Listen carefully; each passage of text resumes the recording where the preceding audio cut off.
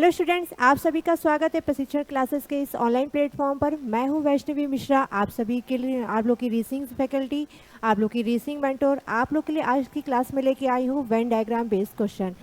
तो बच्चों, आज की क्लास में हम लोग समझेंगे कि वेन डायग्राम के क्वेश्चंस आपके प्रीवियस ईयर में कैसे पूछे गए हैं एंड इनको सॉल्व करने का क्या तरीका होता है, इसके बारे में आज हम लोग डिटेल में समझेंगे।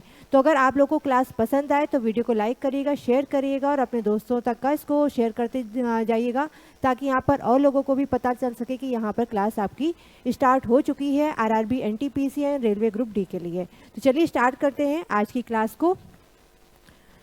तो सबसे पहला क्वेश्चन यहाँ पर आपके सामने लिखा हुआ है कि प्लेयर, कैप्टन, कोच, आपके सामने ये तीन नेम दिए हुए हैं और इसमें आपसे कहा जा रहा है which of the following best represents the relationship among the given words, यानी कि खिलाड़ी, कप्तान और कोच, इनमें से आपके अकॉर्डिंग कौन सा इसे बेहतरीन रूप से रिप्रेजेंट करता है, आपको ये बताना है। ठीक है, तो चलिए यहाँ पर समझते हैं कि यहाँ पर सबसे बढ़िया आंसर इसका क्या हो सकता है। आई होप यहाँ पर आपको बिल्कुल अच्छे से दिख रहा होगा, फिगर एक एक चीज़ें क्लियर होगी।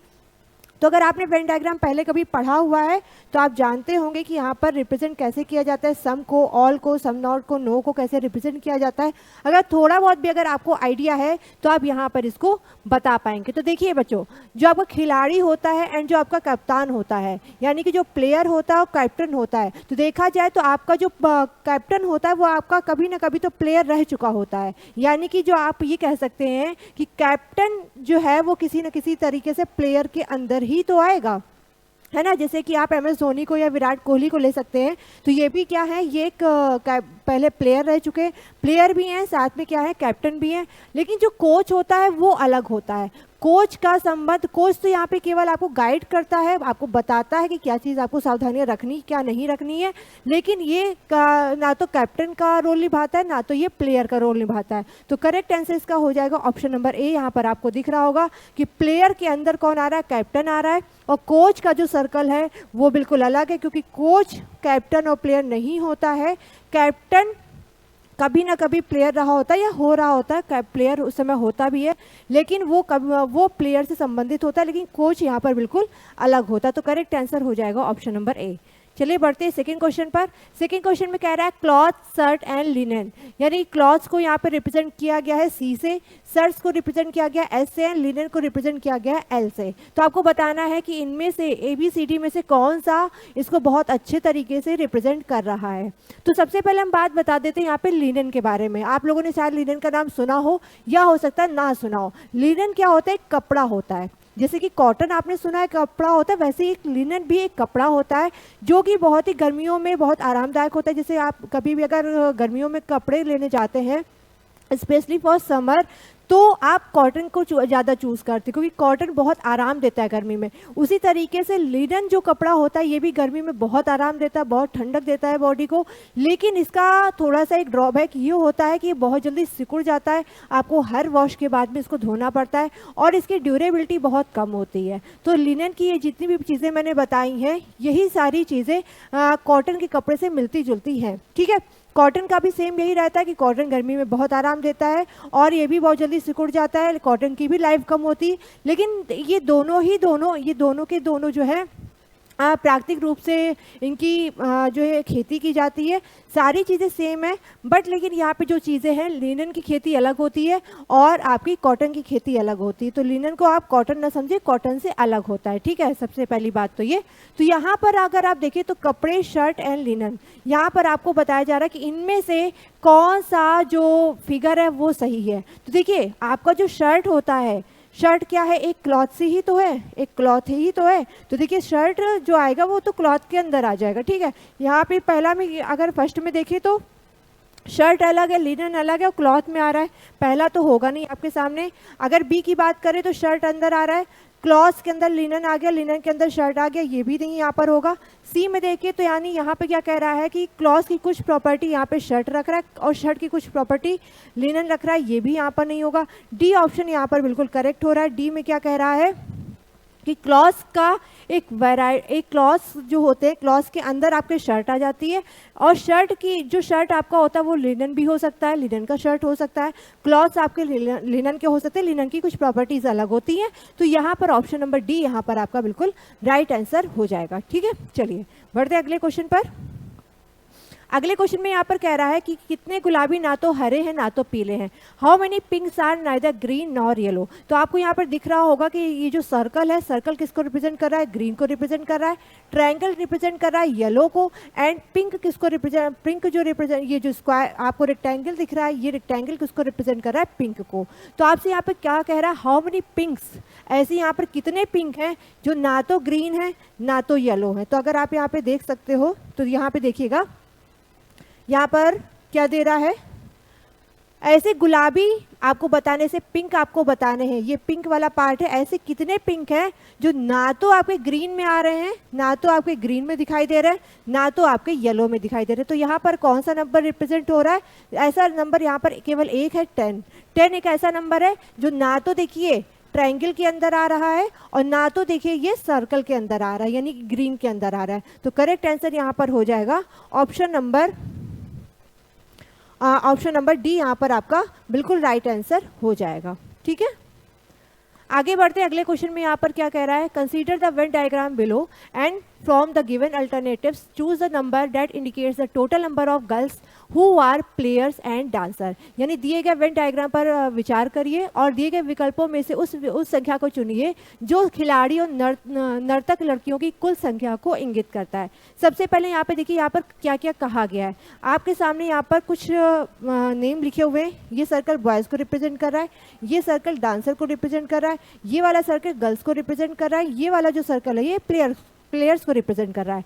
आपसे यहाँ पे क्या कहा जा रहा है, चूज द नंबर। आपको एक ऐसा नंबर बताना है जो टोटल नंबर ऑफ गर्ल्स को दिखाता है, लेकिन कौन सी गर्ल्स, जो प्लेयर भी हैं और डांसर भी हैं। ऐसी गर्ल्स आपको बताना है जो प्लेयर भी हैं और डांसर भी हैं। तो देखिए गर्ल्स का तो सर्कल ये हो गया, ठीक है। अब ऐसी गर्ल्स जो प्लेयर में आ रही हैं, है ना, प्लेयर में आ रही है और डांसर में आ रही है। क्या आपको यहाँ पे दिख रहा है कि कौन सा ऐसा नंबर है जो प्लेयर में आ रहा है या डांसर में आ रहा है? तो देखिए हमें यहाँ पे बहुत क्लियरली दिख रहा है कौन सा नंबर है, 6 यहाँ पे देखिए गर्ल्स भी है, गर्ल्स वाले सर्कल में भी है, डांसर वाले सर्कल में भी है एंड प्लेयर वाले सर्कल में भी है। कुछ लोग यहाँ पर ऑप्शन नंबर सी भी चूज कर सकते हैं, 8 को चूज कर सकते हैं।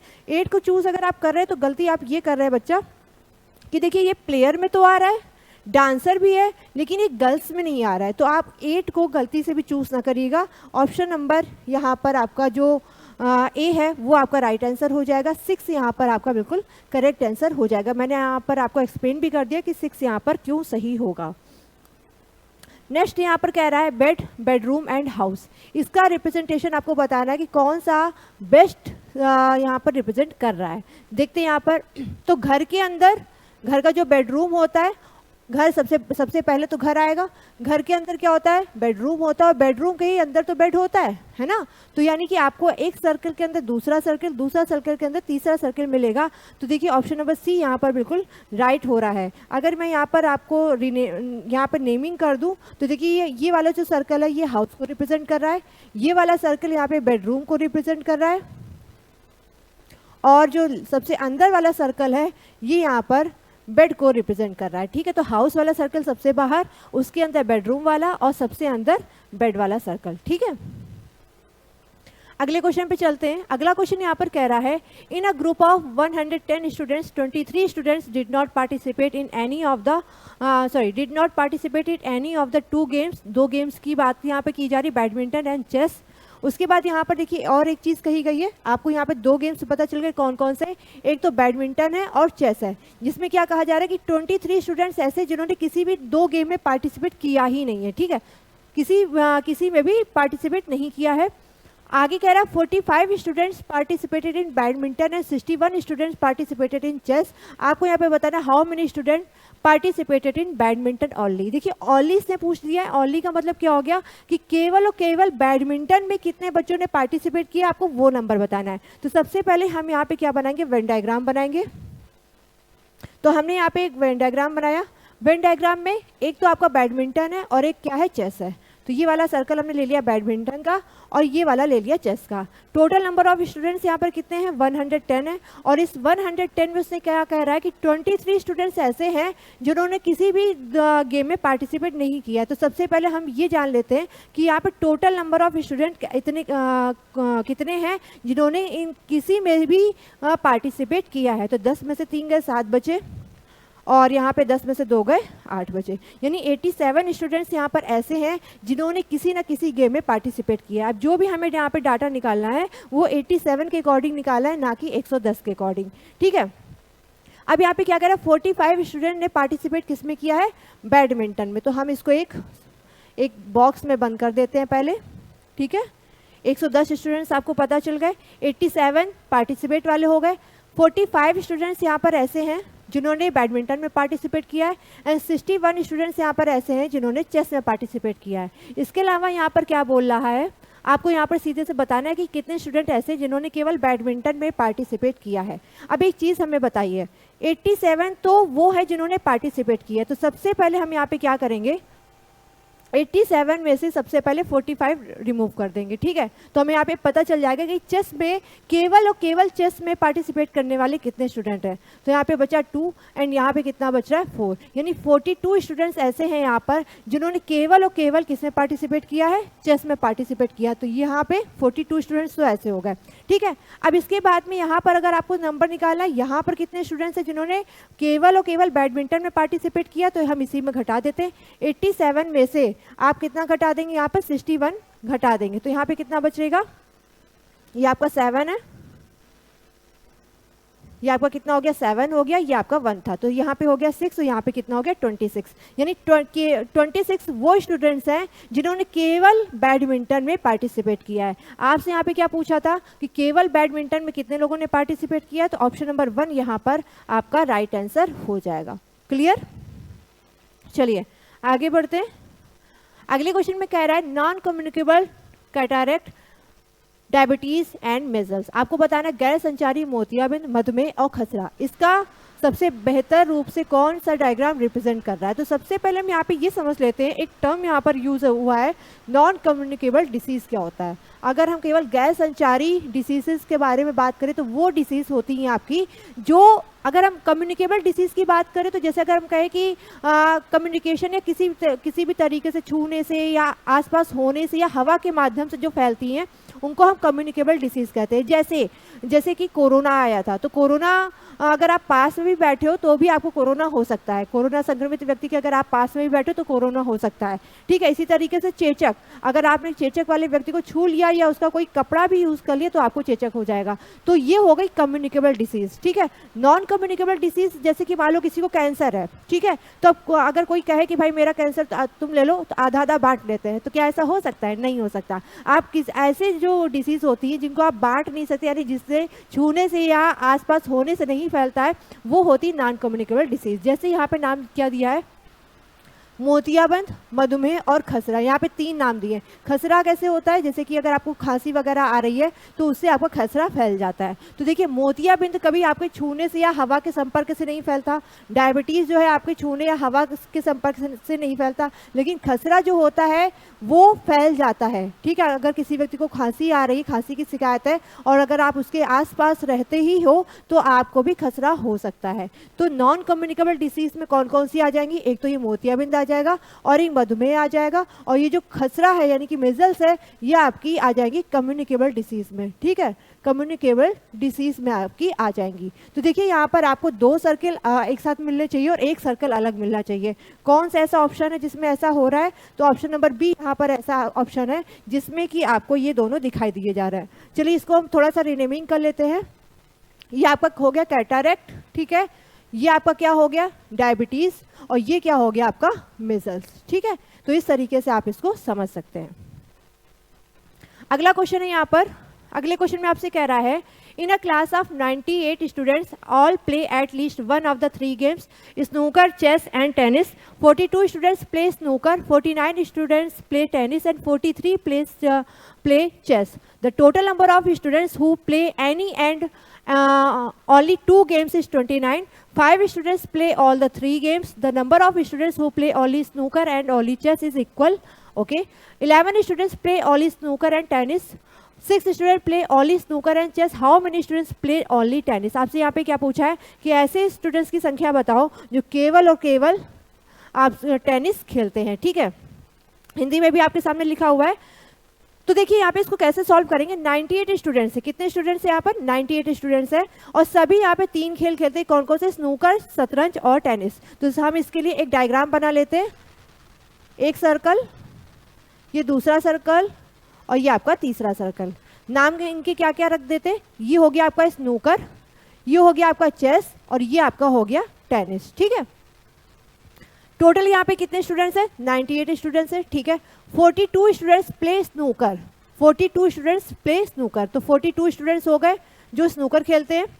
और उसके बाद क्या कह रहा है, 49 स्टूडेंट्स प्ले टेनिस, टेनिस कितने लोग खेलते हैं, 49 स्टूडेंट्स खेलते हैं, तो हो गया ये 49 हो गया, ये आपका 42 हो गया, ठीक है। उसके बाद क्या कह रहा है, 43 प्लेस चेस, तो यहाँ पे ये 43 हो गया, राइट।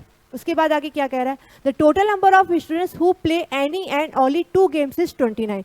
कोई भी 2 गेम खेलने वाले जो टोटल स्टूडेंट्स हैं वो कितने हैं, 29 है।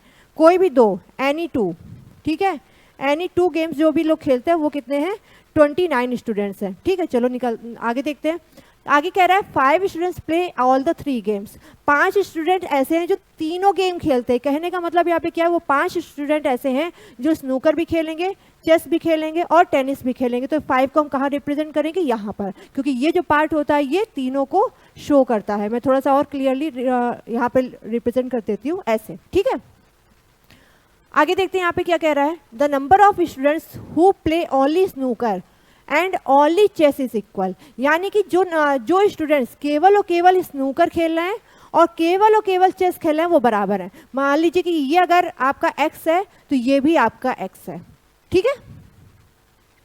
11 students play only snooker and tennis, 11 students ऐसे हैं जो केवल स्नूकर और टेनिस खेलते हैं। स्नूकर और टेनिस खेलते हैं वो कितने स्टूडेंट्स हैं, 11 है, तो 11 हमने यहाँ पे रख दिया। उसके बाद कह रहा है 6 students play only snooker and chess, 6 students ऐसे हैं जो स्नूकर और चेस खेलते हैं। स्नूकर और चेस खेलने वाले कितने हैं, 6 हैं, तो आपने 6 को यहाँ पे रख दिया। उसके बाद आपसे अब देखो यहाँ पे उससे क्या कहा था, कोई भी 2 गेम खेलने वाले लोग कितने हैं, 29 है। देखिए कोई भी दो का मतलब हो गया 11 और 6, 11 और 6 कितना हो गया, 17। अब 17 29 में से घटा दो कितना बचेगा बेटा, 12, यानी 12 वो लोग हैं जो चेस भी खेलते हैं और टेनिस भी खेलते हैं। आपसे यहाँ पे पूछ रहा है केवल और केवल टेनिस खेलने वाले बच्चों की संख्या बताओ, केवल और केवल टेनिस खेलने वाले, तो कैसे निकालेंगे। इसको मैं थोड़ा सा रिमूव कर देती हूँ, आपको अगर स्क्रीनशॉट लेना है तो जल्दी से ले लीजिए, फिर मैं इसको रिमूव करती हूँ, ठीक है। उम्मीद करती हूँ आपने स्क्रीनशॉट ले लिया होगा।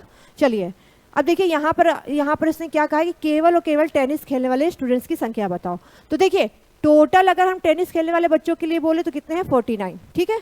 टोटल कितने हैं, 49, तो 49 में से आप क्या सेपरेट कर दो, जो ये संख्याएं हैं उनको, यानी कि 11 प्लस 12 और ये 5, क्योंकि 5 भी इसी टेनिस में इंक्लूडेड है, ठीक है। 49 माइनस स्क्वायर कर लेते हैं, तो 5 2 7 1 8 और 1 1 2 28, कितना बचेगा 1, एंड यहाँ पे कितना आ जाएगा 21। तो 21 वो स्टूडेंट्स हैं जो केवल और केवल टेनिस खेलते हैं, तो करेक्ट आंसर हो जाएगा आपका ऑप्शन नंबर ए 21, ठीक है।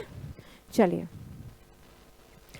अगला क्वेश्चन है यहाँ पर, in the following Venn diagram the hexagon represents the police officers, the pentagon stands for graduates, the circle stands for females and the square stands for Indians. The given number represents the number of person in that particular category. आपको यहाँ पर क्या बताना है, how many Indian police officers are graduate but not females. चलिए देखते हैं, यहाँ पे हम यहाँ पर पहले कुछ चीज़ें लिख लेते हैं। क्या यहाँ पर कह रहा है, यहाँ पे कह रहा है हेक्सागोन किसको रिप्रेजेंट कर रहा है, पुलिस ऑफिसर को। तो यहाँ पे हेक्सागोन मैं शॉर्ट में लिख रही हूँ, हेक्सागोन रिप्रेजेंट क्या कर रहा है, पुलिस ऑफिसर को, ठीक है। उसके बाद क्या कह रहा है, पेंटागन किसको रिप्रेजेंट कर रहा है, ग्रेजुएट्स को, तो पेंटागन रिप्रेजेंट किसको कर रहा है, ग्रेजुएट्स को। The circle stands for female, जो सर्कल है मैं यहाँ पे सीधे सर्कल बना देती हूँ, सर्कल रिप्रेजेंट फॉर, या आप यहाँ पे चाहें तो साइन भी बना सकते हैं, सिंबल भी बना सकते हैं। Circle stands for females, okay. And आगे क्या करें, square stands for Indians, square stand for Indians, ठीक है। चलिए, क्योंकि यहाँ पे नंबर ऑफ साइड्स आपको काउंट करनी पड़ेंगी, इसलिए नंबर ऑफ साइड्स को काउंट ना करना पड़े, इसलिए मैंने यहाँ पर सीधे लेटर्स के फॉर्म में लिख दिया है। ठीक है, आगे देखिए यहाँ पे क्या कह रहा है, आपको यहाँ पे क्या बताना है, how many Indian police officers. Police officers को सबसे पहले देखिए कौन रिप्रेजेंट कर रहा है। तो देखिए अगर आपको यहाँ पे सिंबल्स का मीनिंग नहीं पता, मैं आपको बता देती हूँ। ये हो गया आपका सर्कल, ये हो गया आपका यहाँ पर स्क्वायर, ये हो गया आपका पेंटागन यानी कि पंचभुज जिसकी 5 भुजाएं होती हैं, और ये आपका हो गया हेक्सागन जिसकी की 6 भुजाएं होती हैं। ठीक है, चलिए अब क्वेश्चन को सॉल्व करते हैं। यहाँ पे कितने इंडियन पुलिस ऑफिसर्स हैं, तो पुलिस ऑफिसर को कौन रिप्रेजेंट कर रहा है, हेक्सागन। हेक्सागन कौन सा है, ये वाला पार्ट जो आपको दिख रहा है, ये क्या है, हेक्सागन है। यानी यहाँ पर ऐसे कितने पुलिस ऑफिसर्स हैं जो ग्रेजुएट हैं। ग्रेजुएट को कौन रिप्रेजेंट कर रहा है, पेंटागन, यानी कि वो क्या है, ग्रेजुएट है, लेकिन फीमेल्स नहीं है। फीमेल्स को कौन रिप्रेजेंट कर रहा है, सर्कल। ठीक है, यानी ऐसे कितने पुलिस ऑफिसर्स हैं, यानी कि ऐसे पेंटागन में आपको सॉरी हेक्सागन में आपको ऐसे नंबर्स देखने कि ऐसे कितने पुलिस ऑफिसर्स हैं जो आपके ग्रेजुएट तो हैं लेकिन फीमेल्स नहीं है। ठीक है, तो अगर आप यहाँ पे देखेंगे कौन सा ऐसा नंबर आ रहा है जो आपका हेक्सागन में भी है, पेंटागन में भी है, लेकिन सर्कल में नहीं है। सर्कल में क्यों नहीं है, क्योंकि फीमेल्स किसको रिप्रेजेंट कर रहा है, सर्कल। ठीक है, सर्कल किसको रिप्रेजेंट कर रहा है, फीमेल को। तो सर्कल में नहीं, आपको ऐसा नंबर ढूंढना है। तो आपको यहाँ पे दिख रहा होगा कौन सा एक ऐसा नंबर है जो इसको रिप्रेजेंट कर रहा है। तो एक नंबर हमको मिला कौन सा, 11। 11 एक ऐसा नंबर है जो आपके हेक्सागन में भी है, पेंटागन में भी है, लेकिन सर्कल में नहीं है। ठीक है, तो करेक्ट आंसर इसका यहाँ पर क्या हो जाएगा, option number A right answer हो जाएगा। ठीक है, चलिए आगे देखते हैं। यहाँ पर अगले क्वेश्चन में कह रहा है some stools are numbers, some numbers are graders. तो आपको यहाँ पे बताना कौन सा फिगर इसको सही तरीके से रिप्रेजेंट कर रहा है। तो सम स्टूल्स आर नंबर्स, तो स्टूल्स को आपको एस से रिप्रेजेंट करना है, नंबर्स को टी से रिप्रेजेंट करना है, और ग्रेडर्स को जी से रिप्रेजेंट करना है। Some stools are numbers, some numbers are क्या कह रहा है, ग्रेडर्स। ओके, ठीक है, तो ऐसे आपने बना दिया। कौन सा फिगर मैच कर रहा है, ऑप्शन नंबर सी यहाँ पर बिल्कुल क्लियरली मैच हो रहा है, एस टी जी आपका यहाँ पे बिल्कुल क्लियर मैच हो रहा है। ऑप्शन नंबर सी यहाँ पर आपका राइट आंसर हो जाएगा। चलिए अगले क्वेश्चन पर, in the Venn diagram A denotes dog, B denotes cats, C denotes fishes, D denotes mongoose, and E denotes rats, and F denotes rabbits, which area represents a group of only dogs, fishes and mongooses। आपको यहाँ पर बताना है कौन सा इसमें ऐसा area है जो डॉग्स को दिखाता है, फिशेस को दिखाता है एंड मैंगूजेस को दिखाता है। देखिए आपको यहाँ पर से क्या बताया है कि एक इसको डिनोट करता है डॉग्स को, जिसको हमको पूछा केवल हम उसकी बात कर रहे हैं, डॉग्स को रिप्रेजेंट कर रहा है। ठीक है, मछलियों को यानी कि फिशेस को कौन रिप्रेजेंट करता है, तो सी किसको रिप्रेजेंट कर रहा है, फिशेस को।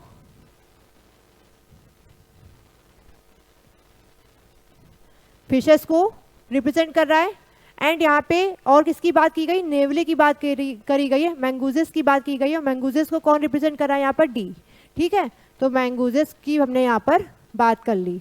ठीक है, अब इसके बाद क्या कह रहा है, आपको यहाँ पर केवल वो समूह दिखाना, यानी ए सी डी में यहाँ पर ऐसा कौन सा क्षेत्र है जो इन तीनों को दिखा रहा है, केवल और केवल इन्हीं की बात की जा रही है। यानी ये हो गया आपका ए, ये हो गया सी और ये हो गया डी। देखिए ए में क्या हो रहा है, एफ का भी पार्ट आ रहा है।